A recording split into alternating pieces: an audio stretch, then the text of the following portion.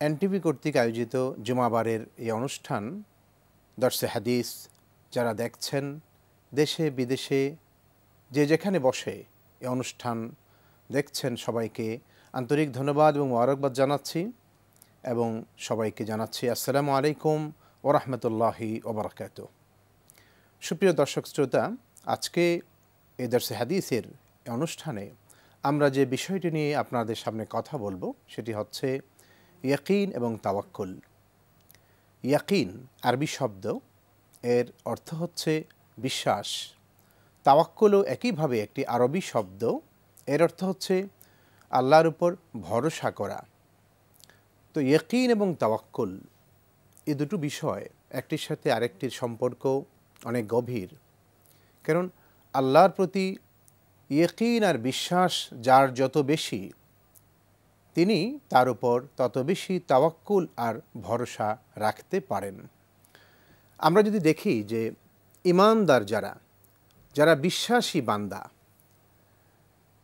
তাদের ব্যাপারে আল্লাহ রাব্বুল আলামিন কোরআনে কারীমে বিভিন্ন আয়াতে এই প্রসঙ্গটি এইভাবে বলেছেন, ওয়া আলাল্লাহি ফালইয়াতাওয়াক্কালিল মুতাওয়াক্কিলুন। এইভাবে আল্লাহ রাব্বুল আলামিন কোরআনে কারীমের অন্য আয়াতে বিশ্বাসী বান্দা তারা যে আল্লাহর উপর ইয়াকিন এবং তাওয়াক্কুল রাখে, ভরসা রাখে, এই বিষয়টি আল্লাহ পাক এইভাবে ব্যক্ত করেছেন, ইন্নামাল মুমিনুনা আল্লাযীনা ইযা যুকিরাল্লাহ ওয়াজিলাত কুলুবুহুম ওয়া ইযা তুলিয়াত আলাইহিম আয়াতুহু যাদাতহুম ঈমানা ওয়া আলা রাব্বিহিম ইয়াতাওয়াক্কালুন। নিশ্চয়ই মুমিনগণ যাদের কাছে আল্লাহর কোরআনের আয়াতসমূহ তেলাওয়াত করা হয় বা আল্লাহর কথা স্মরণ করা হয়, ইয়াদ করা হয়, আল্লাহর বরত্বের মহত্বের কথা যখন তাদের সামনে আলোচনা করা হয় এবং কোরআনের আয়াতের তেলাওয়াত তাদের সামনে করা হয়, তখন তাদের ঈমান অনেক অনেক গুণ বৃদ্ধি পায়। তো ঈমানদারদের ঈমান আল্লাহর প্রতি আরও বেড়ে যায়। আর ঈমান বেড়ে যাওয়ার পর কি হয়? ওয়া আলা রাব্বিহিম ইয়াতাওয়াক্কালুন। আল্লাহ বলতেছেন যে তারা তাদের রবের উপর তাওয়াক্কুল করে, ভরসা করে। তো এখানে যাদের যত বেশি ঈমানদার, যাদের ঈমান যত শক্তিশালী, তারা তত বেশি আল্লাহর প্রতি তাওয়াক্কুল করতে পারেন, ভরসা করতে পারেন। এটাই কিন্তু এই আয়াত থেকে বোঝা যাচ্ছে। কোরআনে কারীমের অন্য আয়াতে আল্লাহ রাব্বুল আলামিন এইভাবে বলেছেন, ইন্নাল্লাহা ইউহিব্বুল মুতাওয়াক্কিলিন। যারা আল্লাহর প্রতি ভরসা রাখে, আল্লাহর উপর যারা তাওয়াক্কুল করে, তাদেরকে আল্লাহ অনেক বেশি ভালোবাসেন, পছন্দ করেন।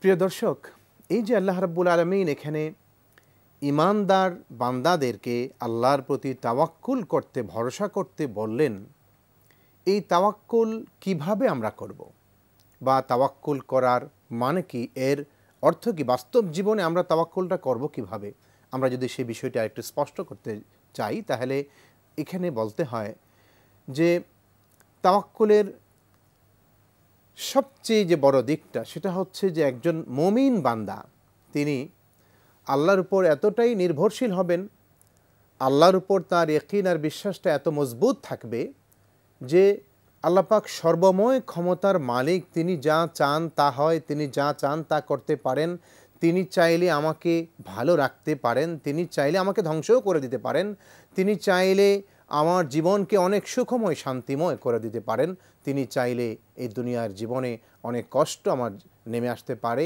পরকালীন জীবনেও আমার সামনে অনেক কষ্ট থাকতে পারে যদি আল্লাহ পাক চান। কাজে তার উপর আমার পরিপূর্ণ ঈমান, ইয়াকিন, আবার তাওয়াক্কুল, ভরসা থাকতে হবে। এখানে তাওয়াক্কুলের বিষয়টি আরেকটি বিষয় বলতে হয় যে আমরাও দেখি আমাদের বাস্তব জীবনে চলতে গিয়ে আমরা অনেক সময় বলি যে আমরা আল্লাহর উপর ভরসা করি, আল্লাহর উপর তাওয়াক্কুল করি। তো এখানে তাওয়াক্কুল মানে কি, যে আমি আমার যে কর্মকাণ্ড, দায় দায়িত্ব, আমার উপর যে করণীয় কর্তব্য, সব বাদ দিয়ে কি আমি বলবো যে ঠিক আছে আল্লাহ যা করেন সেটা হবে, আমি আল্লাহর উপর তাওয়াক্কুল করলাম? এই বিষয়টি কি এমন? এখানে এটা নয়। মুহাম্মাদুর রাসূলুল্লাহ সাল্লাল্লাহু আলাইহি ওয়াসাল্লাম এখানে আমাদেরকে সবক দিয়েছেন, শিক্ষা দিয়েছেন যে তাওয়াক্কুল তুমি করবে আল্লাহর উপর, ভালো মন্দের চূড়ান্ত ফয়সালাটা আল্লাহ করেন, মানুষের কল্যাণ অকল্যাণের চূড়ান্ত ফয়সালা আল্লাহর পক্ষ থেকে হয়, এটা ঠিক। কিন্তু মানুষের দায়িত্ব কর্তব্য যথাযথভাবে পালন করে তার উপর আল্লাহর উপর তাওয়াক্কুল করতে বলা হয়েছে।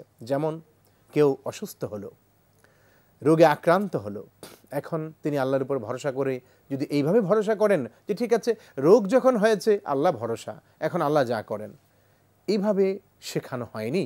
বরং রসুল আকরাম সাল্লাল্লাহু আলাইহি ওয়াসাল্লাম আমাদেরকে শিখিয়েছেন যে তাওয়াক্কুল তুমি এইভাবে করো যে তোমাকে প্রথমত রোগটা কী ধরনের রোগ এটা নির্ণয় করতে হবে, এর দাওয়া কী, এর ঔষধ কী, চিকিৎসা কী সেটা তোমাকে বুঝতে হবে, এবং যথাযথ যোগ্য চিকিৎসকের কাছ থেকে সঠিক চিকিৎসা নিতে হবে, ঔষধ সেবন করতে হবে। চিকিৎসা নেওয়ার পর, ডাক্তারের প্রেসক্রিপশন নেওয়ার পর, সে অনুযায়ী ঔষধ সেবনের পর আল্লাহর কাছে বলতে হবে রব্বুল আলামিন আমি তো আমার কর্তব্য করণীয় করলাম, এখন এই রোগ থেকে মুক্ত হওয়া এটা নির্ভর করে তোমার ইচ্ছার উপর। আমি আমার দায়িত্ব পালন করেছি, তুমি আমাকে রোগ থেকে আমাকে মুক্তি দান করো, আমাকে আরোগ্য দান করো, এটা আল্লাহর কাছে বলতে হবে। আর এটাই হচ্ছে তাওয়াক্কুলের সঠিক এবং যথাযথ পদ্ধতি এবং পন্থা যা আল্লাহ রসুল শিখিয়েছেন। এক সাহাবী রসুল আকরাম সাল্লাল্লাহু আলাইহি সাল্লামের কাছে আসলেন, তিনি মসজিদে নববীর ভিতরে, তিনি এসে সালাম দিয়ে তার কাছে বসলেন। নবীজি জিজ্ঞেস করলেন তোমার উট যে উটে চড়ে তুমি আমার কাছে এসেছো, দূর থেকে এসেছো, উটটি রেখেছো কোথায়? সাহাবী বললেন যে সে বাইরে আছে, আল্লাহর উপর তাওয়াক্কুল করে রেখে এসেছি। নবীজি বললেন তুমি কি এটাকে বেঁধে রেখে এসেছো নাকি এমনিই? বললেন যে না বাঁধিনি, এটা এমনি রেখে এসেছি। বললেন আরে না, তুমি যাও গিয়ে উটটিকে আগে শক্ত করে রশি দিয়ে বাঁধো, তারপর আল্লাহর উপর ভরসা কর, তাওয়াক্কুল করো, কারণ এই উট রশি দিয়ে বাঁধার পরেও বিপদের আশঙ্কা থাকতে পারে। এজন্য তুমি বাঁধো, বাঁধার পর এরপর তুমি আল্লাহর কাছে তাওয়াক্কুল করো, ভরসা করো যে আল্লাহ তুমি এটাকে হেফাজত করো, এটা যেন ভালোভাবে থাকে, আমি যেন আবার ফিরে পাই, এটা আল্লাহর উপর তাওয়াক্কুল করো, এটাই বিধান। আমরা যখন অফিসে থাকি, আমরা যখন ঘরে অবস্থান করি, এখানে আল্লাহ নবী আমাদের কি শিখিয়েছেন যে আল্লাহর উপর তাওয়াক্কুল করতে হবে। তাওয়াক্কুল আল্লাহর উপর ভরসা কিন্তু করতে হবে, কিন্তু সেই পদ্ধতিটাও তিনি শিখিয়েছেন। ঘরে যখন আমরা রাত্রি যাপন করব, তখন ঘরের দরজা, ঘরের জানালা ইত্যাদি যা কিছু বাইরের থেকে কোনো অসুবিধা হতে পারে এমন সব কিছু আমাদের করতে হবে, দরজা বন্ধ করে তারপর তাওয়াক্কুল করতে হবে। চোর যেন না আসে, ডাকাত যেন না আসে, কোনো ক্ষতি যেন আমার কেউ করতে না পারে, এই জন্য দরজা খোলা রেখে কেউ যদি বলে যে ঠিক আছে আল্লাহর উপর আমি তাওয়াক্কুল করলাম, এই পদ্ধতি আল্লাহ রসুল আমাদের শিখাননি। ঘরে যাতে কোনো অঘটন না ঘটে, কতটা সতর্কতার সাথে, কতটা সাবধানতার সাথে এই বিষয়গুলি তিনি আমাদের সবক দিয়েছেন। ঘরে রাত্রে ঘুমাতে যাব আমরা, আল্লাহ রসুল শিখিয়েছেন যে ঘরে যদি কোনো বাতি বা এই জাতীয় কোনো কিছু জ্বলতে থাকে এটা বন্ধ করে দাও, কারণ এই আগুন এক জায়গার থেকে আরেক জায়গায় ছড়াতে পারে। যেমন আজকে আমাদের শহরের জীবনে যেটা হয় যে আমরা তো আর সেই সলিতাওয়ালা বাতি আমরা ব্যবহার করি না, কিন্তু চুলা সবাই জ্বালাই, গ্যাসের চুলা হোক যেই হোক, এটা কিন্তু আমাদের ব্যবহার করতে হয়, স্টোভ হোক যাই হোক। কিন্তু ওই শোয়ার আগে, ঘুমানোর আগে দেখতে হবে ওই আগুন যে জ্বলছে ওইটা ভালোভাবে নেভানো হয়েছে কিনা, এটা বন্ধ করা হয়েছে কিনা, সব ঠিকঠাক আছে কিনা, তারপর দেখে ঘুমাতে যাওয়া। এটা আল্লাহ রসুল আমাদের শিখিয়েছেন, যাতে এটাকে কেন্দ্র করে আবার কোনো দুর্ঘটনা না ঘটে। যাই হোক, এইভাবে সাহাবায়ে কেরাম রাদিয়াল্লাহু আনহুম তাদের জীবন আমরা দেখি যে তারা আল্লাহর উপর কতটা তাওয়াক্কুল তাদের ছিল, কতটা ভরসা ছিল। দেখা গেছে যুদ্ধের ময়দানে সাহাবায়ে কেরাম রাদিয়াল্লাহু আনহুম অবস্থান করছেন, তখন এক পর্যায়ে তাদের কাছে খবর আসলো যে শত্রু বাহিনী আরও সুসংগঠিত হয়ে তারা প্রস্তুতি নিয়ে তোমাদের বিরুদ্ধে লড়াই করার জন্য আসছে, এখন কিন্তু তোমরা আর রক্ষা পাবে না, তারা অনেক বহুগুণ শক্তি সামর্থ্য নিয়ে তোমাদের বিরুদ্ধে লড়ার জন্য চারদিক থেকে তোমাদেরকে ঘেরাও করে ফেলবে, এখন তোমাদের কি হবে? তোমরা ফাখশাউহুম, তোমরা তাদেরকে ভয় পাও, ভয় করো, তারা বলতে লাগলো। ফাযাদাহুম ঈমানা, তখন তাদের ঈমান আরও বেড়ে গেল। তারা জানতেন যে এই শত্রুদের আক্রমণ, তাদের বহুগুণ, তাদের শক্তি সামর্থ্য যা কিছু, এর মোকাবেলায় আমাদের প্রস্তুতি, আমাদের সামর্থ্য খুবই সামান্য, কিন্তু এই সামান্য প্রস্তুতি নিয়েও আমরা বিজয়ী হতে পারবো যদি আল্লাহর সাহায্য, আল্লাহর শক্তি আমাদের উপর থাকে, আল্লাহ পাকের রহমতের দৃষ্টি আমাদের প্রতি থাকে, আল্লাহ যদি আমাদের সহায় হন, এখানে এই বিষয়টা যে আল্লাহর উপর তাওয়াক্কুলটা, ভরসাটা কত মজবুত ছিল তাদের, যে আল্লাহ যদি আমাদের সহায় হন তাহলে আমরা এই সামান্য শক্তি নিয়েও আমরা বিজয়ী হয়ে যাব, তাদের উপর আমরা সফল হব, কামিয়াব হব, আমাদেরকে কেউ পরাস্ত করতে পারবে না। এবং তাই হয়েছিল। বদরের ময়দানে সাহাবায়ে কেরাম রাদিয়াল্লাহু আনহুম তারা যখন গেলেন, তারা সংখ্যায় খুব সামান্য তারা ছিলেন, অস্ত্র বলতে ছিলই না তাদের হাতে, সামান্য হাতে গোনা কয়েকটি ভাঙ্গা চোরা কিছু অস্ত্র শস্ত্র তাদের সামান্য কিছু ছিল।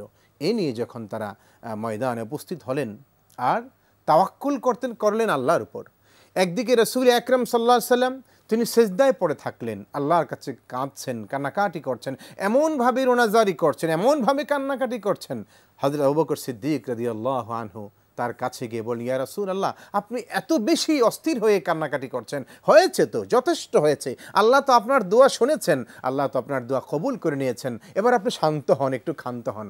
এইভাবে তাকে বলছিলেন। যে হোক, রাসূল আকরাম সাল্লাল্লাহু আলাইহি ওয়াসাল্লাম তিনি জানতেন যে আমরা সংখ্যায় কম, অস্ত্র নেই, বল নেই, কিচ্ছু নেই, কিন্তু আমরা যার উপর তাওয়াক্কুল করি, আমরা যার উপর ভরসা করি, সে মহাশক্তির মালিক এবং সর্বময় ক্ষমতার মালিক, সেই রব্বুল আলামিন, বিশ্বজাহানের মালিক, তিনি যদি আমাদেরকে সাহায্য করেন, তার মদদ যদি আমাদের সাথে থাকে, তার দয়া অনুগ্রহ যদি আমাদের সাথে থাকে, তাহলে পৃথিবীর কোনো শক্তি আমাদেরকে কেউ কিছু করতে পারবে না। প্রিয় দর্শক, আমরা যদি দেখি সাহাবীদের জীবন, তারা আল্লাহর উপর ভরসা করে, তাওয়াক্কুল করে তারা সব কিছু কোরবানি করতে পারতেন, সব কিছু স্যাক্রিফাইস করতে পারতেন, যে কোনো বিষয়ে যে কোনো রকমের কোরবানি করার জন্য তারা প্রস্তুত থাকতেন, কারণ তাওয়াক্কুল ছিল আল্লাহর উপর, ভরসা ছিল আল্লাহর উপর। আল্লাহ পাক কোরআনে কারীমে হুনাইনের যুদ্ধের প্রসঙ্গ আল্লাহ পাক উল্লেখ করে বলেছেন, ওয়ায়াউমা হুনাইনিন ইয আ'জাবাতকুম কাসরাতুকুম ফালাম তুগনি আনকুম শাইআ ওয়া দাকাত আলাইকুমুল আরদু বিমা রাহুবাত সুম্মা ওয়াল্লাইতুম মুদবিরিন সুম্মা আনজালাল্লাহু সাকিনাতাহু আলা রাসূলিহি ওয়া আলাল মুমিনিন।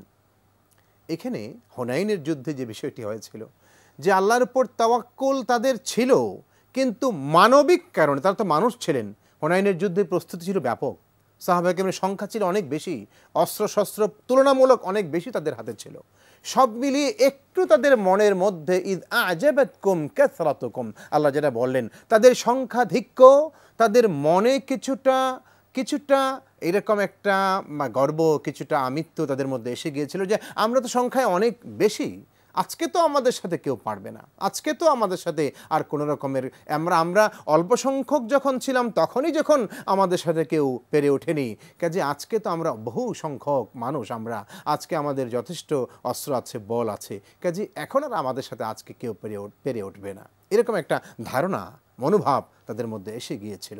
আল্লাহ পাক সাথে সাথে বললেন, এই যখন তাদের অবস্থা ছিল, তখন এমন অবস্থার সৃষ্টি হলো, যুদ্ধ শুরু হওয়ার সাথে সাথে তাদের মধ্যে এমন এক ভীতির সৃষ্টি হয়ে গেল, চারদিকে তারা ছোটাছুটি করে দৌড়াতে লাগলেন, যুদ্ধের ময়দান থেকে এদিক সেদিক তারা ছুটতে লাগলেন।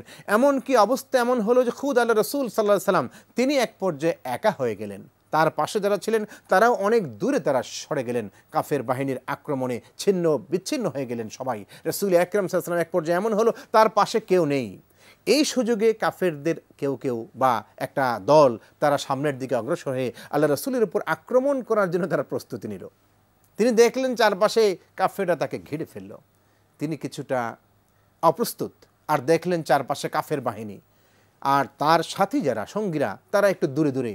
এই অবস্থা দেখে খুদ রাসূল আকরাম সাল্লাল্লাহু আলাইহি ওয়াসাল্লাম তিনি যে উটের উপর তিনি সাওয়ার ছিলেন, উট থেকে নেমে পড়লেন, নিজের তরবারিটা কোষমুক্ত করে হাতে নিলেন এবং উঁচু করে ধরে তিনি দাঁড়িয়ে বলতে লাগলেন, আনা ইবনু আব্দুল মুত্তালিব আনা নবিয়্যু লা কাযিব। আরে তোমরা কি মনে করেছো যে আমি ভীরু, আমি কাপুরুষ, তোমাদের এই আক্রমণে আমি ভয় পেয়ে যাব, আমি পালাতে শুরু করব? অসম্ভব, আমি একজন সত্য নবী, আমি আব্দুল মুত্তালিবের সন্তান, আমি তোমাদের এই আক্রমণকে ভয় পাই না। আসো, কোন বাপের বেটা আছো, আমার সাথে যদি লড়তে চাও আমি তোমাদের সাথে লড়ার জন্য প্রস্তুত আছি।